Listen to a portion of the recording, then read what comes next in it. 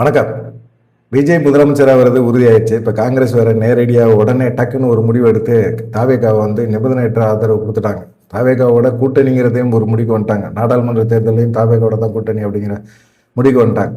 காங்கிரஸ் திமுக அப்படிங்கிற ஒரு கூட்டணி உடஞ்சி போச்சு, இனிமேல் திமுகவோட எந்த காரணத்தை கொண்டு அவங்க போகிறது இல்லை அப்படிங்கிற மாதிரி சொல்லிட்டாங்க. சரி, காங்கிரஸ் வந்து இப்போ தாவேகாவை ஆதரிக்குது அப்படிங்கிற ஒரு பட்சத்தில் வந்து காங்கிரஸ்ல இருந்து ஒருத்தங்களுக்கு அமைச்சர் பதவி கண்டிப்பாக தருவாங்க அப்படின்னு சொல்லிட்டாங்க. அந்த அமைச்சர் யார் அப்படின்னு பார்த்தீங்கன்னா, குளச்சல்ல இப்போ நின்று ஜெயிச்ச தாரகை அவங்க தான் வந்து இப்போ அமைச்சராக போகிறாங்க அப்படின்னு சொல்கிறாங்க. குளச்சல் பகுதியிலலாம் பார்த்தீங்கன்னா மிகப்பெரிய அளவில் இருக்குது. ஏன்னா கிட்டத்தட்ட ஒரு 60 ஆண்டுகளுக்கு பிறகு தமிழக அமைச்சரவையில் வந்து காங்கிரஸ் இடம்பெறுது அப்படிங்கிறதும், அது குறிப்பாக ஒரு பெண்ணுக்கு வந்து குளச்சல் தொகுதியில் இருக்கிற தாரகைக்கு வந்து கொடுத்துருக்காங்க. அது மீனவ சமுதாயத்தை சேர்ந்த ஒரு பெண்.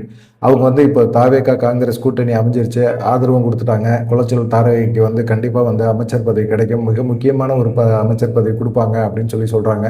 அதுலேயும் காங்கிரஸ்லேருந்து முதல் முறையாக ஒரு பெண் அமைச்சராக வருது அப்படிங்கிறது மிகப்பெரிய ஒரு எதிர்பார்ப்பை ஏற்படுத்தியிருக்கு. குளச்சல் தொகுதியில் தாரகை கத்பர்ட் அவங்களுக்கு வந்து இந்த பதவி கிடைக்க போகுது அப்படிங்கும்போது மிகப்பெரிய அளவில் காங்கிரஸும் ஒரு உற்சாகத்து கொண்டாட்டத்தில் இருக்கிறாங்க. அதே போல் வந்து இளைஞர்களுக்கு முக்கியத்துவம் கொடுக்கணும் அப்படின்னு சொல்லிட்டு தாவேகாவோட ஒரு ஆரம்ப கட்டத்தில் காங்கிரஸ் வந்து இணைஞ்சிருக்கிற இந்த ஒரு மாதிரி சூழ்நிலையில் தாரகைக்கு ஒரு முக்கியத்துவம் கிடைக்குது அப்படிங்கும்போது காங்கிரஸில் மிகப்பெரிய ஆட்கள் எல்லாமே நினைச்சதை விட தாரகைக்கு முக்கியத்துவம் கொடுக்குறாங்க அப்படிங்கிறது தெளிவாக புரியுது. தாரகை இப்படி காங்கிரஸ் ஆதரிச்சிருச்சு அப்படிங்கிற ஒரு சூழ்நிலையில் தாவேகா காங்கிரஸ் கூட்டணியில் தாரகைக்கு ஒரு முக்கியத்துவம் இந்த அமைச்சரவையில் கிடைக்கும் அப்படின்னு சொல்லி காங்கிரஸ் தரப்பில் இருக்கிற முக்கியமான சொல்கிறாங்க. ராகுல் காந்தியும் ஒரு முக்கியமான அழுத்தம் தாரகை கொடுக்கணும் அப்படின்னு சொல்லி விஜய்கிட்ட பேச்சுவார்த்தை நடத்தி முடிச்சிருக்காங்க அப்படின்னு சொல்கிறாங்க. தாரகை அமைச்சராக வருது உறுதி அப்படின்னு சொல்லிட்டாங்க. சரி, இந்த சைடு பார்த்தீங்கன்னா அதிமுகவுலையும் மிகப்பெரிய ஒரு பஞ்சாயத்து நடந்துகிட்டே இருக்கு. இன்னைக்கு எல்லாமே ஜெயிச்ச எம்எல்ஏக்களோட ஒரு ஆலோசனை பண்ணலான்னு சொல்லிட்டு எடப்பாடி பழனிசாமி வர சொன்னாரு. திடீர்னு கேன்சல் பண்ணிட்டாரு. ஏன்னு கேட்டீங்கன்னா, அங்கே பிரச்சனை மேல பிரச்சனை ஓடிக்கிட்டே இருக்குது. ஒரு தரப்பு வந்து ஓஎஸ் மணியன் தரப்புல வந்து சிலர் வந்து என்ன சொல்றாங்கன்னா, கண்டிப்பா நம்ம விஜய ஆதரிக்க வேணாம் அப்படின்னு சொல்றாங்க. நம்ம விஜய்னால தான் தோத்தோம், நம்ம தான் ஆட்சி அமைக்கணும், நமக்கு தான் வந்து திமுக எதிர்ப்போட்டுகள்லாம் வந்திருக்கணும், ஆனால் நமக்கு வரல, இவ்வளவு செலவு பண்ணோம், விஜய் ரொம்ப சிம்பிளா வந்துட்டாரு, அவர் எப்படி ஆட்சி அமைக்கிறாருங்கிறத பார்ப்போம், வேடிக்கை பார்ப்போம், வெளியே நின்று பார்ப்போம் அப்படின்னு ஒரு ஓஎஸ் மணியன் தரப்புல சிலர் வந்து சொல்ல ஆரம்பிச்சிருக்காங்க.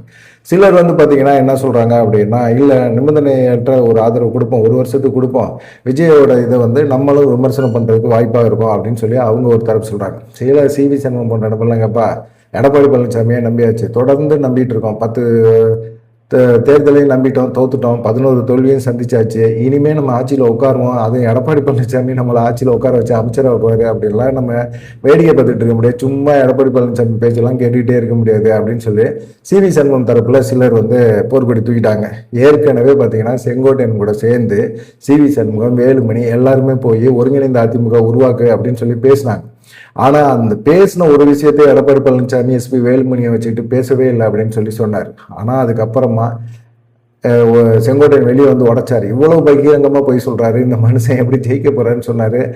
ஒருமையில எல்லாம் செங்கோட்டையனை வந்து கோபியிலே போய் பேசினாரு. இன்னைக்கு செங்கோட்டையன் ஒரு முழு இதாயிட்டாரு. அரசியல்ல பழுத்து பழந்தின்னு கொட்டப்பட்டவர் தான் எடப்பாடி பழனிசாமின்னு சொல்றது இல்லை. செங்கோட்டையன் வந்து நீ இல்லப்பா நான் தான்ப்பா அது அப்படிங்கிற மாதிரி இப்போ அவர் கை ஓங்கி போச்சு. நல்லவங்களுக்கு காலம் எப்பயுமே உதவி செஞ்சுட்டு தான் இருக்கும். அதுபோல் செங்கோட்டையன் இப்போ நல்ல ஒரு சூப்பரான இடத்துல, மெயினான ஒரு இடத்துல பொசிஷனில் போய் உட்காந்துருக்காரு. யாருமே வந்து விஜய் நம்பாத போது செங்கோட்டையன் போய் நம்பினார். ஓபிஎஸ் கூட போயிருந்துருக்கலாம், அதிமுகவோட உரிமை மீட்பு கழகத்தெல்லாம் கொண்டு போய் அப்படியே சேர்த்துருக்கலாம். செங்கோட்டையன் பேச்சுவார்த்தையெல்லாம் நடத்தினார். டிடி தினகரன் அம்மா மக்கள் முன்னேற்ற கழகம் கொண்டு போய் தாவேகோட கூட்டணி வச்சிருந்துக்கலாம், எல்லாம் வச்சிருந்து ஓரளவுக்கு நல்ல வெற்றியை கொடுத்துருக்கலாம். ஆனால் என்ன செய்யறது, எல்லாத்துக்கும் சுழி சரியில்லையே, அப்படியே பிடுங்கிட்டு போயிடுச்சு. காங்கிரஸோட போயிருந்தா திமுகவோட போராடிட்டு இருந்தாங்களா, 50 தொகுதி கேட்டுக்கிட்டு போராடிட்டு இருந்தாங்க. காங்கிரஸ் அங்கே போயிருந்ததுன்னா 50 தொகுதி சுலபமாக கிடைச்சிருக்கும். ஒரு 40-45 தொகுதியாவது அவங்க இந்த மாதிரி சூழ்நிலையில விஜயோட இந்த அலையில அவங்களும் ஜெயிச்சிருக்க வாய்ப்பு இருக்கு. ஆனால் இப்போ விஜய் சேர்த்துக்கிட்டாரு, கூட்டணிக்குள்ள வந்துட்டாங்க, அவங்களும் கடிதம் கொடுத்துட்டாங்க, தாரகைக்கு வந்து கண்டிப்பாக அமைச்சர் பதவி கொடுக்குறேன்னு சொல்லிட்டாங்க. ரெண்டாவது வந்து பார்த்தீங்கன்னா, இங்கே அதிமுகவில் வந்து சிவி சண்முகம், வேலுமணி, கேசி கருப்பண்ணன், சி விஜயபாஸ்கர் இவங்க எல்லாமே ஒரு ஆலோசனை பண்ணிட்டு இருக்காங்க. இது எடப்பாடி பழனிசாமிக்கு மிகப்பெரிய ஒரு தலைவலியாக இருக்குது. என்ன பண்ணுறதுன்னே தெரியல.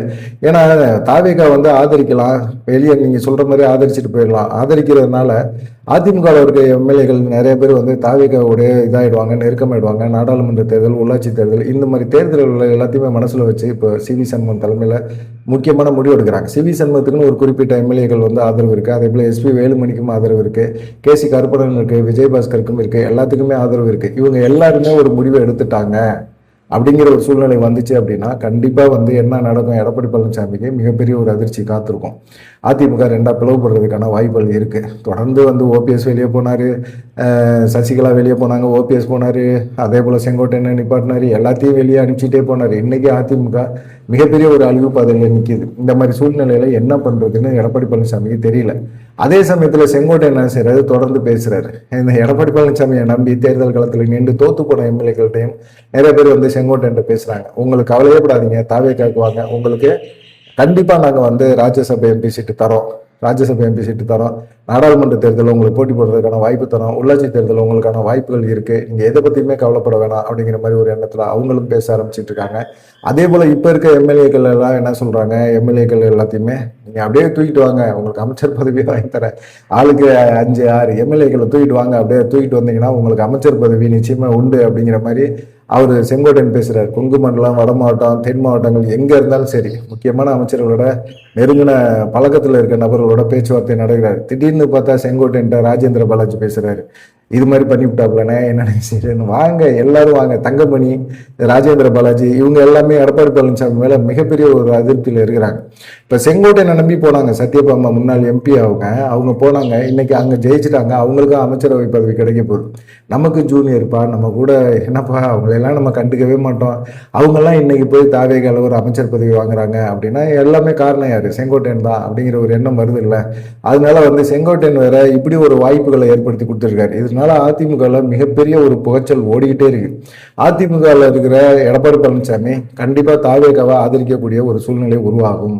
அப்படி உருவாச்சு அப்படின்னா கண்டிப்பாக வந்து எடப்பாடி பழனிசாமி இதுக்கு சம்மதிச்சு தான் ஆகணும். எடப்பாடி பழனிசாமி அமைச்சரவையில் இடம்பெற முடியாது, விஜய் தான் முதலமைச்சர், எடப்பாடி பழனிசாமி துணை முதலமைச்சராக உட்கார முடியாது. அப்படி அமைச்சரவையில் கொடுத்தாலும் விஜய்க்கு கீழே அவர் வேலை செய்ய முடியாது. இந்த மாதிரி ஒரு சூழ்நிலைலாம் இக்கட்டான நிலைமையில எடப்பாடி பழனிசாமி மாட்டிக்கிட்டார். இப்போ வேற ஆட்கள் வந்து இப்போ சிவி சண்முகமோ எஸ்பி வேலுமணியோ ஒரு அமைச்சர் பதவி கொடுத்தாங்க அப்படின்னா கண்டிப்பாக அவங்க தொடர்ந்து அமைச்சர் பதவியில் இருக்கிறதுக்கு வாய்ப்பு இருக்குது. அவங்கள பொறுத்த வரைக்கும் திமுக ஆட்சிக்கு வரக்கூடாது, திமுக ஆட்சிக்கு வரல, தாவேகா வந்திருக்கு, தாவேகாவோட நம்ம ஒரு கூட்டணி வைக்கிறதுல என்ன தப்பு, நம்ம அமைச்சரவையில் இடம்பெறதுல என்ன தப்பு அப்படின்னு கேட்குறாங்க.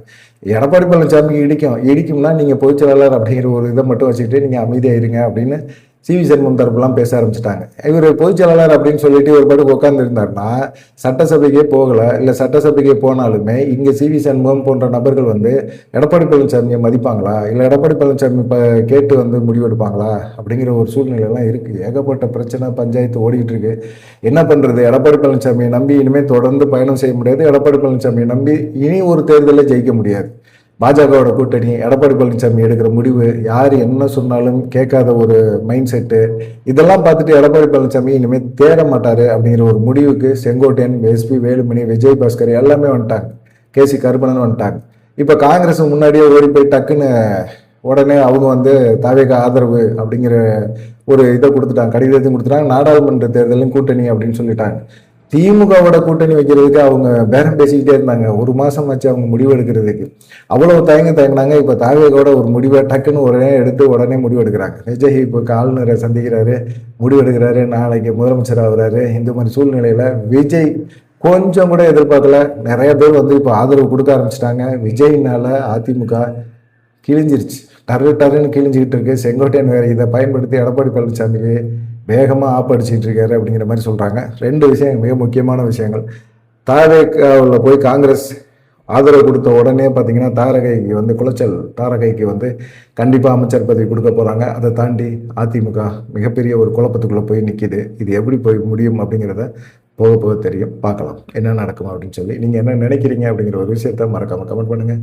நன்றி, வணக்கம். தொடர்ந்து நம்ம சேனலை பாருங்கள்.